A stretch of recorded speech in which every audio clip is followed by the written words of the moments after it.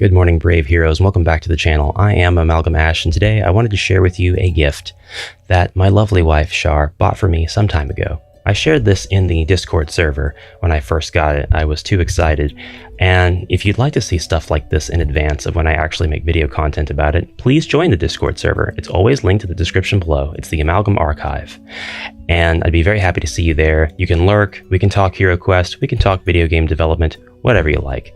Anyway, back to this. This is the Game Master's Book of Random Encounters, the Adventure Location Edition. We get an ominous bit of evil-looking artwork, but then we are presented with a description. 500 customizable settings, tables, and story hooks to create 5th edition RPG adventures on demand.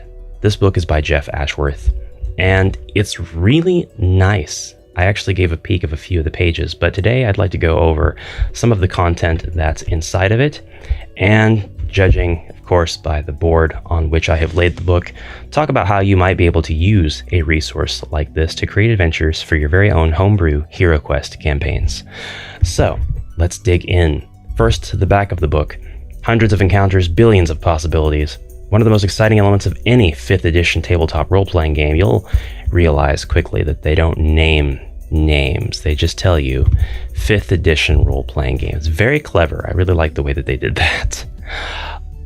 Is that the story can go anywhere at any time. Unfortunately, you, the game master, can't possibly prepare for every unpredictable request, unfortunate die roll, or unbelievably bad player decision. That's where this invaluable tome comes in, featuring more than 500 maps, roll tables, and story hooks. This book is chock full of taverns, tombs, and tantalizing twists, as well as useful NPCs and story variants that you can use to enhance an ongoing campaign or launch an entirely new adventure, all with a simple few rolls of the dice. There are more than 70 locations with maps and variant encounter tables, a random NPC generator to make characters on the fly, and D100 tables for curses, dreams, party connections, and more. And if you don't have a D100, you can just use a D10 and roll it twice. But anyways, on to the book. We have a few pages in the table of contents, and you can see it's very nicely laid out. We have our forward and introduction, of course, and then taverns, inns, shops, and guild halls is the first section, followed by temples, tombs, and crypts. The great outdoors, homes, hideouts, labs, and lairs, and then you get to your random tables and your random location generator. And it even tells you what kind of dice you can use to roll to get which one of these that you'd like to see. You don't even have to turn to that page until you've rolled the die. So for the taverns, inns, shops, and guild halls, if you want to start your adventure out with one of those right away, just go ahead and roll a 1d20. And if we roll 1 and we get at 18, the town tailor is where we will start, and that's on page 44. So I thought that was really, really cool. But we'll go ahead and skim through some of this. This is essentially a toolbox packed with ready-to-use ideas covering a wide variety of situations. And although they did say that this is for 5th edition, you know, the whole problem of your party being able to grind out and make decisions outside of the boundaries of where you designed your adventure to go, that's not really a problem that HeroQuest has, because there's a finite set of rules and actions that you can perform in HeroQuest. So you never really have this problem of the hero, say the barbarian, asking if there's a tavern nearby, and if there is there a hot elf waitress, barista. Totally never done that. But anyway, even though this book's primary goal seems to be to kind of create adventures on the fly and also help you corral those wily party members who want to make those kinds of weird decisions and go beyond the boundaries of your control as dungeon master, it can still very much help you in the dungeon generation context. And I have to give you the big reveal now. This book came from Five Below. It was $5. That's not on sale. That's not clearance. This book simply costs $5. $5 is a very, very accessible price for something like this. And even if it doesn't have ready-to-use HeroQuest maps in it, it still has a ton of information that you can use for all kinds of different homebrew scenarios, and not just HeroQuest. What this book is is primarily a collection of locations for your players to explore, complete with unique NPCs, randomly generated problems for them to tackle or avoid, and optional hazards and triggers to keep your sessions exciting even when you don't exactly know where you plan to go next. Each location is presented on a 5-foot scale grid and includes detailed descriptions, so you'll know exactly where you are. And I like the grid pictures, the grid layout. You'll see what we mean very, very soon by all of that. That is pretty integral to creating an HQ map. This book is not a manual full of monsters. It's not perfectly balanced. It is not as good as the one you could have written, and it's not trapped. And it's also not alive. We just had to make sure we put that in there. So let's turn just to the very first page in the Taverns, Inns, Shops, and Guild Halls section and kind of see what it is that they present us with. This is all contained to one page. It's everything we need to generate this area. It's called the Not Hostel. For cheap lodging, you could do worse than this rundown spot, but you'd have to try extremely hard. The front desk is run by a stout dwarven woman named Millie Hunk. The foyer of the reception area is exquisitely appointed, and Millie works diligently to ensure her humble hostel looks presentable at all hours of the day or night. Rates are 2 CP for a bunk, which is a pittance compared to other places to stay, but still feels a bit overpriced once guests are escorted to the sleeping quarters. Millie and the Not Hostel have a strict no refunds policy. Bunk beds are stacked 3 high and are the most prolific visual in this space, and depending on the time of year, each might be home to more than one resident. The room, once divided into 2 parts by a now busted wall, features a mix of stale breath, wet shoes, and a patina of body odors from across the realm hanging in the air. Upon entering the room, each creature must succeed on a DC 10 Constitution save or suffer a bout of nausea, vomiting on a failed save. We have a visual here. We have a foyer, and then we have 2 large rooms and a bit of a busted wall in between, but take this as inspiration rather than using it directly. And you can see that we're quite able, really, to take any 2 rooms on the board here, say these 2, for example, and make them into the inn rooms that are visualized in this book. We could take the foyer and place it here, and then we've got this whole section of board, which could be our inn, and we can use this for a bit of a town setting. Now, you might ask, why on earth would you want to have a town setting in a game of HeroQuest? Well, that is something that a lot of homebrewers have kind of pondered how to do, just to kind of have either a settlement event that might be the sort of thing you get into if you are playing a game of Warhammer Quest using the roleplay system, or if you are in between quests in Advanced HeroQuest. And that's totally valid to want to try to homebrew that sort of thing. I myself have a settlement system in an overlays rule set that I am coming out with at a much later date for that game system. But the other part is, just like in Dragon Strike, you may wish to homebrew a scenario in which your heroes are still doing all of the normal quest things, searching for traps, treasure, fighting mobs, looking for the boss, blasting him to smithereens, and getting out alive, maybe with a kidnapped hostage that they rescued. But you want your dungeon to be a town, or you want it to be implied that it's representing a town and not dungeons or a catacombs or a castle, anything like that. So for that, you can use these 2 tables and roll on them. You can roll a d4 to determine how many guests other than those in the party are staying at the Not Hostel. And you can modify this so that you're not using a d4, but perhaps a combination of combat dice or movement dice, or one of each. But for like a roll of 1, the Not Hostel is nearly empty, but only because there's a dead half-orc rotting in one of the bunks. That's disgusting. Full with 1 body for each bed, packed with 1 body per bed, plus a group of musicians sleeping beneath a few bunks. Or overflowing with an extra 3d10 gnomes and halflings buddying up with other bunkmates. You can convert this into 1 through, say, 3, rolling 1 combat dice. A skull means that it's nearly empty, a white shield means that it's full, and a black shield means that it's packed or overflowing, but you can replace the descriptions of the gnomes with goblins. Or let's say, if you're homebrewing enemies, snotlings. And you can have this be a very hostile place. It's called the Not Hostel, but you can call it the Hostile Hostel if you want. And just have a whole bunch of enemies in the rooms that are asleep or waking up as you enter. So you could go in and really murder a lot of enemies. or they can wake up and you can have a real skirmish on your hands. We have a variant encounter table on this page as well. You can roll 1d6 to see what hostilities ensue if they're not hostile. Very oxymoronic. There's not supposed to be hostilities here. But anyways, if you roll this 1d6, the party must contend with 3d4 drunk goblins when you roll a 1, so that's already HeroQuest friendly. That is a lot of goblins, but still. 2, must endure the sounds of an angry half-orc dictating a letter to his ex to a terrified halfling. This is an event that can cost one of your heroes a mind point. 3, sees a trio of gnomes playing dice with a berserker who keeps losing and isn't pleased. This can be 3 goblins and a Famir, or an abomination if you're playing contemporary HeroQuest. 4, sees you confronted by a surly dwarf who says they are in his bunk. Wow.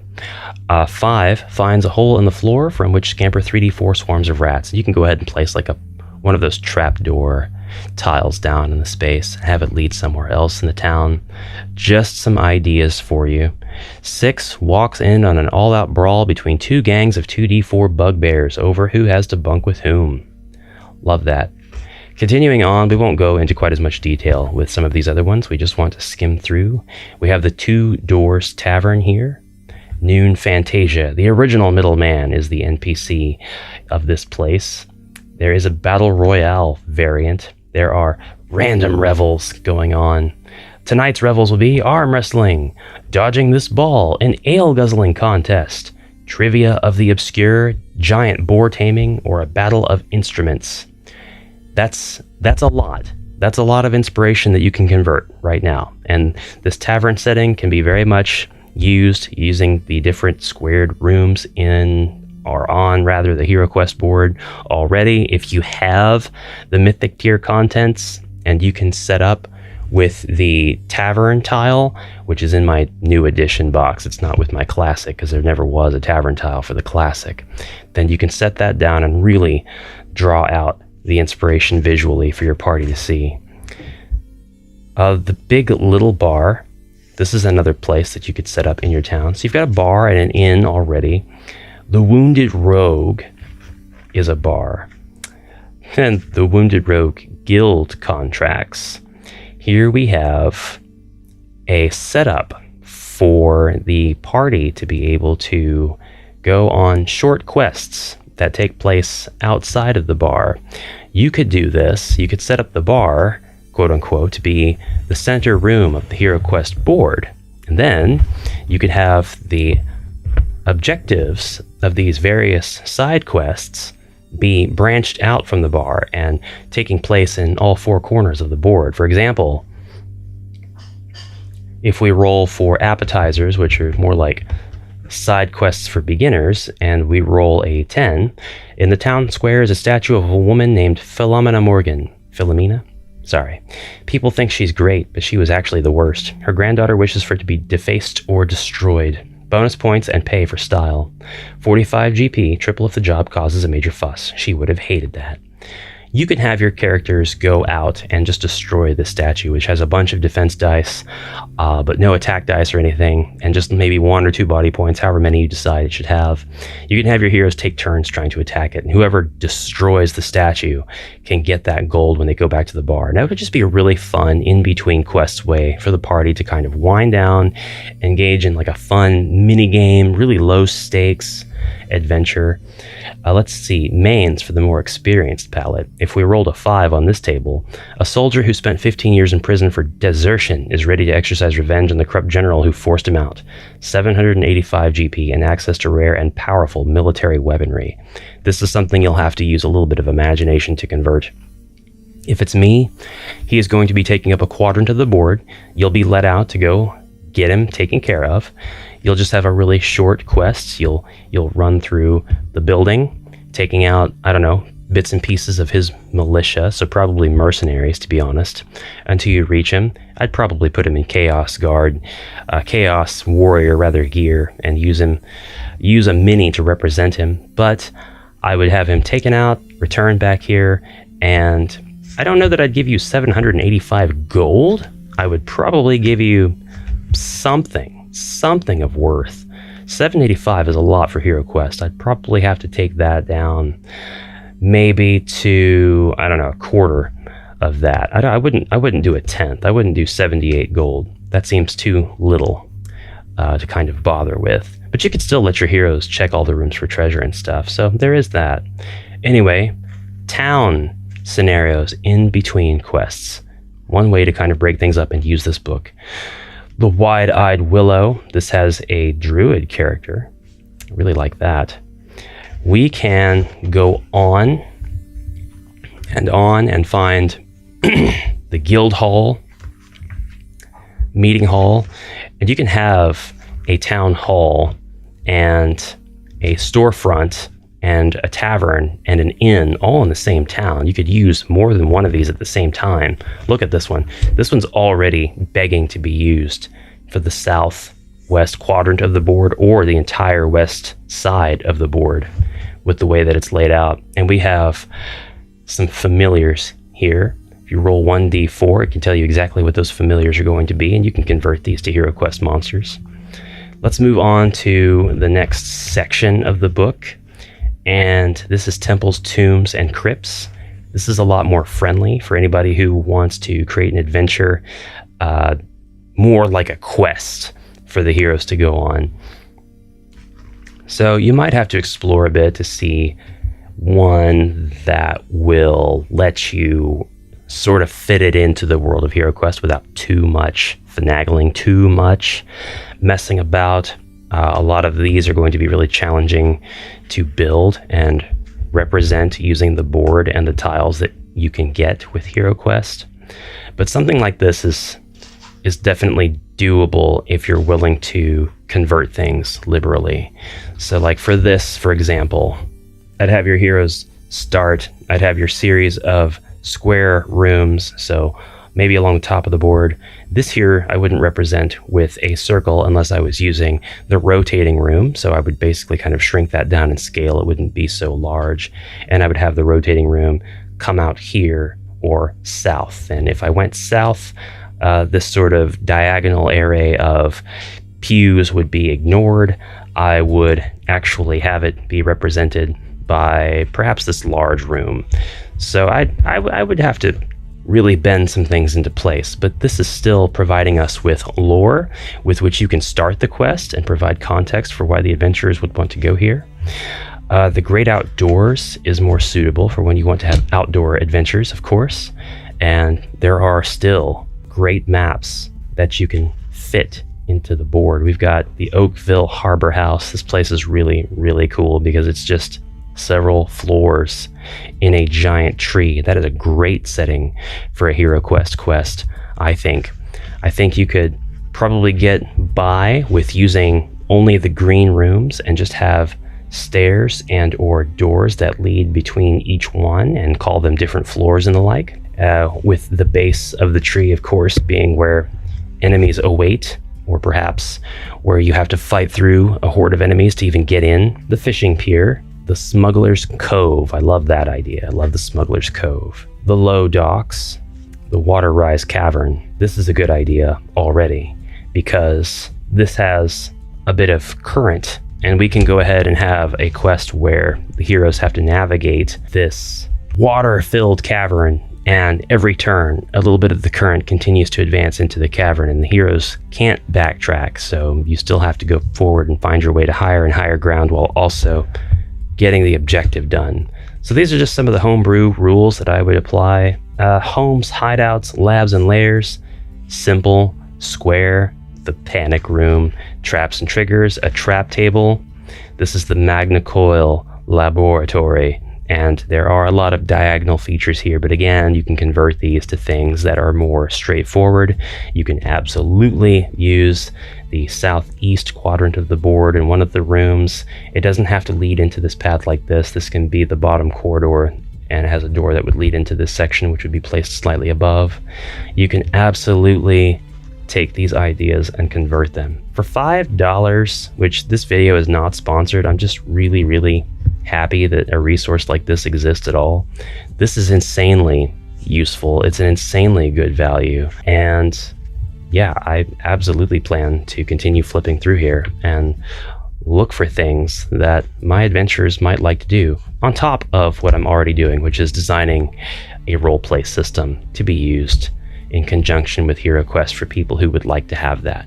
Anyways, that's all the time I have for this video. Thank you very much for watching. I just really wanted to share the Game Master's Book of Random Encounters, which was made for 5th edition RPG Adventures on Demand.